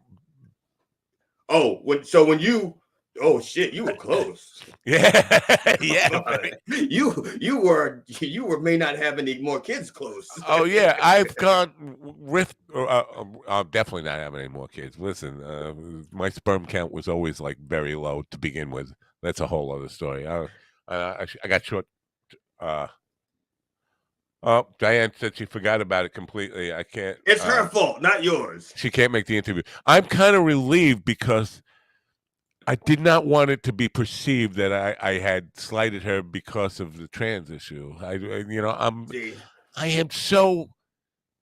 You talk about liberal guilt, and I don't even consider myself a liberal, but I am so guilty from the outgo. I don't want to be perceived as a bigot on any count, and hypersensitive to the fact that anything I can do that might make me look like I did this intentionally because of her situation. Well, this is a prime example of why two heads are better than one. Because had she kept the other head, maybe one of the two of them would have remembered. See, but because she only has one head now to do the thinking, she has twice the chance of forgetting something. That's all I'm saying. So so I was like, what the hell was that? Yes. Yeah. So you know what? I'm going to offer her. I'm going to continue calling her a her. An opportunity to reschedule because you know what? Yeah, I think it's important to have the perspective of and someone who Julia Scotti, I think that's her last name, the one who hates me. A shot at having a trans comedian on who doesn't necessarily hate me, somebody that I won't piss off right from the beginning. So, Well, in the event that I'm not here when you have her back, the question I wanted to ask her was, since she's had the opportunity to be inside of the secret men's society and inside the secret women's society, she gets to hear she's heard both sides of it. What secrets would she tell the men about the women, and what secrets can she tell the women about the men? That's what I well, want to know. I'm not sure she was welcome in the secret women's society here because she uh, identifies as a lesbian. Now, don't we all? Don't it doesn't every guy identify as a lesbian? But this is where it gets really confusing to me. Is that if you're into women, you're making it. I But don't know. I think she's been with a guy for 7 years now. Oh, really? I think so. If I remember, because I watched her. No, that was me who's been with a guy for 7 years now. But Willie doesn't count. He's not a real man. He only got one testicle, right? Yeah, right. No, Right. he's not a real man. So yeah, not a but real that's man. but A half a man. she did a 18-minute bit, and on YouTube. I watched it last night, and I'm pretty sure she said she's been in a relationship with a man for the past 7 years. Wow, I didn't see that one. Now that's confusing. So she was a guy. She became a woman. Did all lesbian shows because she's doing these. Yeah, I've seen lots of shows where she's doing just all lesbian comedy, and then she became a straight woman. So I'm gonna tell you what. Those of you do not take my because I was out late last night and I was watching this video at 1:26 in the morning, trying to bone up, no pun intended, on I was trying to bone up on the guest.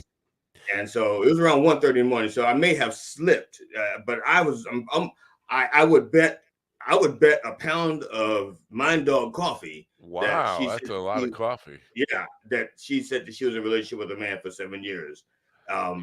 But if I'm wrong, I owe you. Yeah, you. I bet I owe you 1 pound of coffee. I bet you're right, and I'm wrong. I mean, Carl has it right. This is foot in your mouth with the dog. But she has a lot of material on YouTube, like more than most people I know who are in comedy.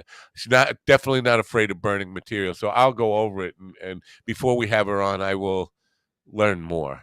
I will do a better job. It's not a competition, but GD has like 200 videos on YouTube. I was just saying, comedians with more than that? No, I was gonna. You know what? I was actually gonna say, she has more than most people except you. I was gonna say that, but I didn't say that. I don't know why I stopped myself. I was just curious because I know GD has like a lot of because he's not afraid of burning material. He's afraid of being forgotten when he dies. that's what he's afraid of. He doesn't want to be forgotten when he's dead. Right. But that's not you. That's GD, right? No, because I'm not going to die. All right, right. You're not going to die. You know about this thing on Spark TV that GD has. Tell people about that while we have some time here now, since we don't have a guest on. Oh, okay. It's very. It's UK Spark, by the way, for some reason. Spark TV is a streaming. I guess it's an internet streaming service that you could go there, and there's a lot of independent artists on there. Independent filmmakers, independent TV shows, like independent sitcoms and stuff like that, done by people like you who have the talent and the finished product, but not the venue to have it displayed. So Spark TV does that. GD Fenderson has like 3 90-minute specials. He calls them specials because they were special to him, but no one else. And they're on Spark TV. But he also has a show called Done Way Past Funny, of which Matt was interviewed for. And as a matter of fact, I am going to be interviewed on there also. We're working out a schedule when we can both do this. But so like the back issues of done way past funny. Those interviews are also on Spark TV as far as GD Fenderson is concerned. His page is called Documenting My Funny, or it's called So GD Funny Documenting My Funny, but it's So GD Funny and Documenting My Funny. But that's if you're interested in GD Fenderson. Spark TV, and that's with 2 Ks, SPARKK. GD would not get involved with something when they had 3 Ks in it.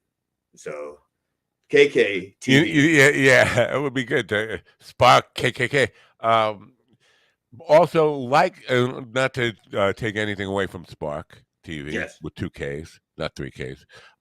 Public Broadcasting Music Television Live is now looking to add comedy to their. It's another internet television station run by a guy named Corey Rosen, who John Locken sent my way.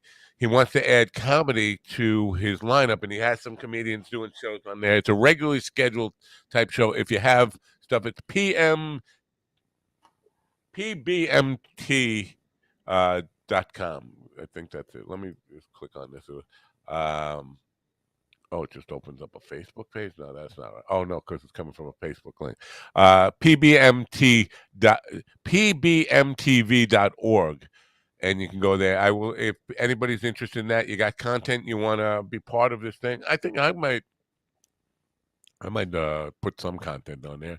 You know what? I'm one of these people who, obviously, we're on so many different platforms. Even if it gets me 2 views on Rumble, I'm happy to be there because it's 2 people who wouldn't have seen me otherwise. So right. And to somebody, it's new. No matter how old the stuff is, if it's funny, it's still, if it's funny and new to them, that's all that really matters. Right. Are you on Rumble at all? No.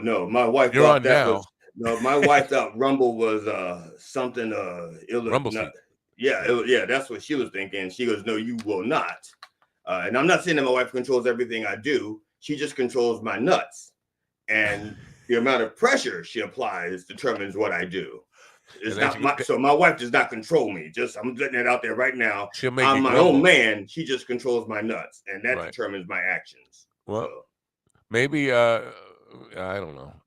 Yeah, that's a good thing. I guess she won't make you grumble. But Rumble has had this this stigma.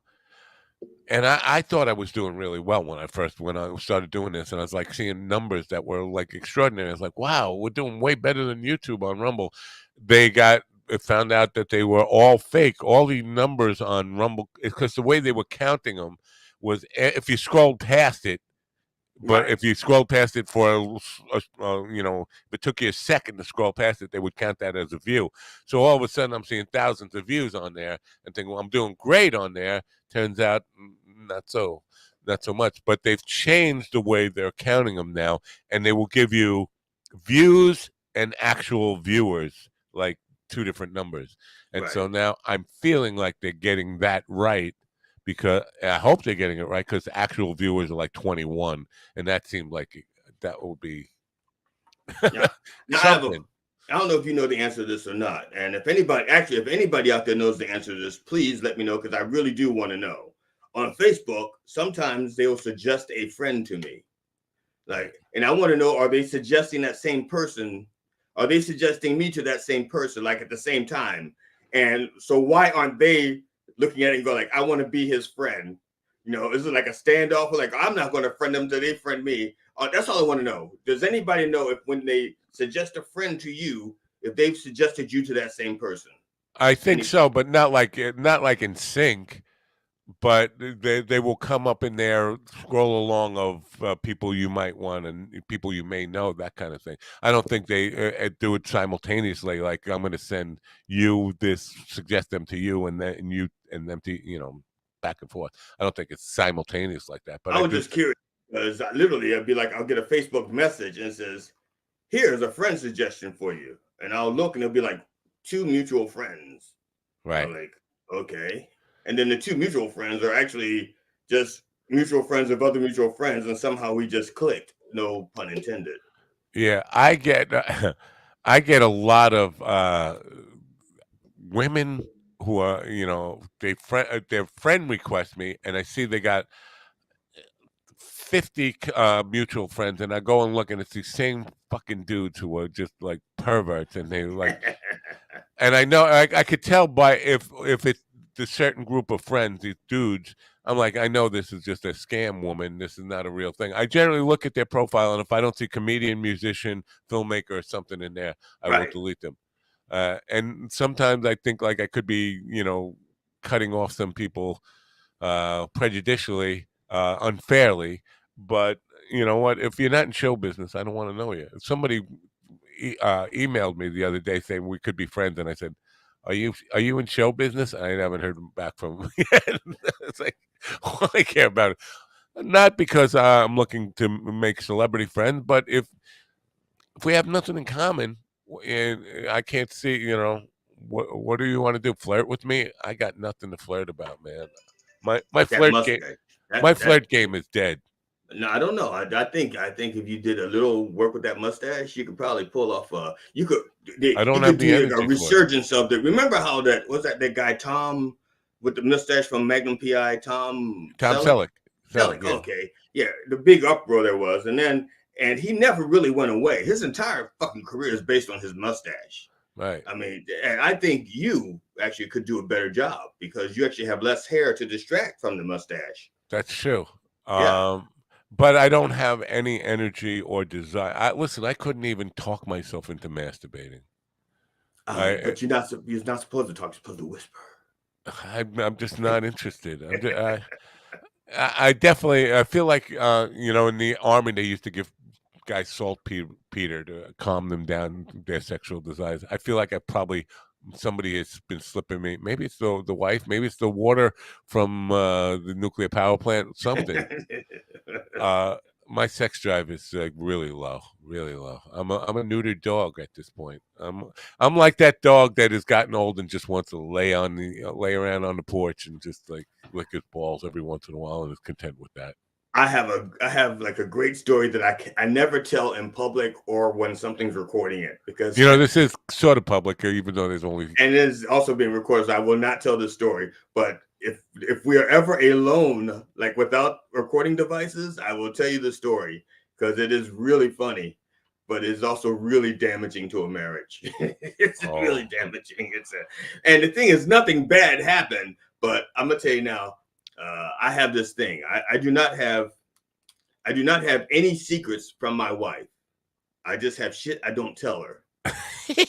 Well, one of the reels that went viral, and there was a lot of negative reaction to it last night, was you telling Will about the art of lying by omission. Because you said it's only a lie if there's an intent to deceive. I forget how you put it, but people were.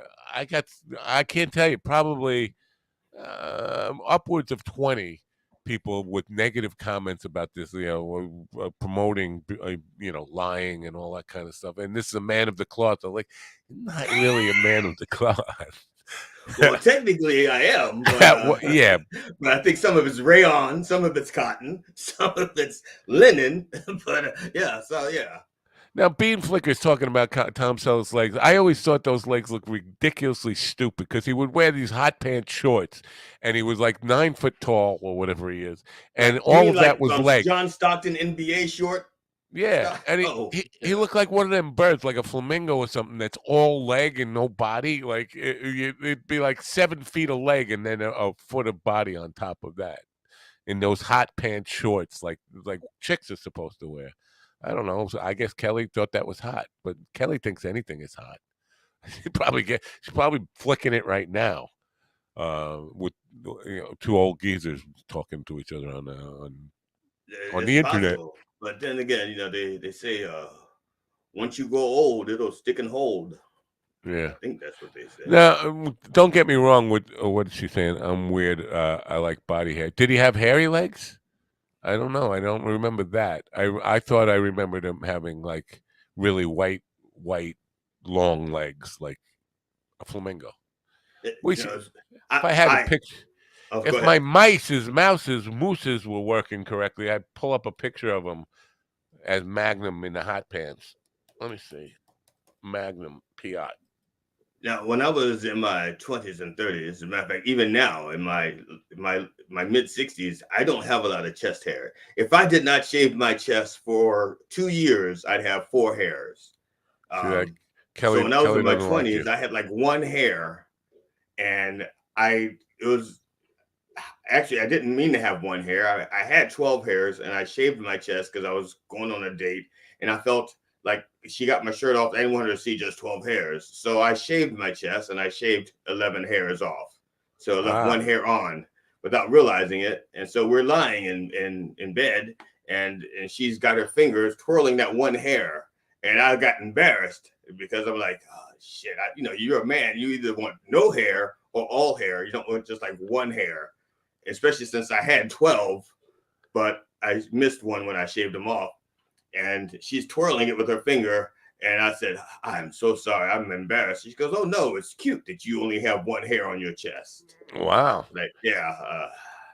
And she bought me a 12-string guitar. Wow. And I don't know if it's because of the one hair on my chest or she thought you were playing a one string at the time. Yeah, so she bought me a 12-string guitar. And I don't know if that was a reference to the fact that I told her I had 12 strings on my chest. And that's why she bought me the 12-string guitar. But, it's if I had known that's how you get stuff, I would have. Now, I don't know if we can see this. Why isn't it shared yet? Here it's coming in. Wow, everything is so slow here today. But there's Magnum. He doesn't have hairy legs. He's got muscular legs. He does have a hairy chest if we look at... Now, unless I'm mistaken, is that a razor cut? It looks like he shaves his legs. He shaved his legs. It does look that way, right? Yeah, he shaved his legs. Because you can't have, I'm telling you now, you cannot have a chest like that and no hair on the thighs and stuff. No, he's shaving his legs. That's weird with the line right across your dick there in the this picture over here. Oh, yeah, the shorts, the swim shorts. Yeah. All right. My legs are hairier than that, and my chest is not all that hairy. Although my chest hair, I do have chest hair, but it's kind of like so. And I'm more tan than that.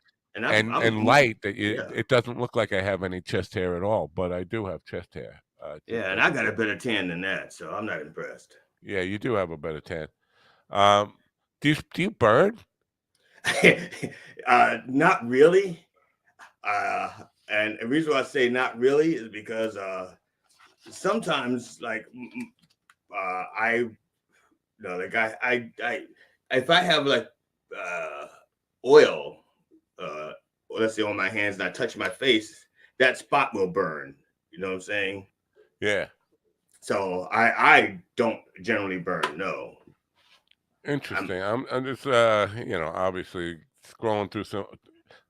I did burn like a mother when I was a teenager. Once I was in Miami, and chicken fights are right when someone sits on your shoulders in the beach. Yeah. Okay, we were having a chicken fight, and the girl on my shoulders had baby oil on her thighs because back then in the 70s, we thought baby oil was protection from the sun or it helped you tan. I can't remember, but she was a light-skinned African-American woman, or as we say in the vernacular, a red bone, very light-skinned, light, bright, damn near white, gorgeous, half Indian, half, it doesn't matter. One of my first crushes when I was a child. So she was a teenager. I was a teenager. She was on my shoulder and she had baby oil on her thighs. And we're having a chicken fight. And when the chicken fight was over, her baby oil was like on my neck and shoulders, which I wouldn't have removed anyway because it smelled like her. But and I was like, oh man, I can still smell it on my shoulders. And like hours in the sun, that baby oil turned my beautiful brown skin to like something that was left in the oven a little bit too long. It was I was peeling and I didn't know because I'd never peeled before. I was like, oh my God, I'm dying. What's all this skin? I'd never peeled before. I was 13 years old, but I've never made that mistake again. No. Ian's bringing up Redbone. Come and get your love. I don't know why he's bringing that up right now, though. Did you say Redbone? Did I miss that? Yeah, that's because in the African American community or Black or whatever year this is, a Black woman who was very, very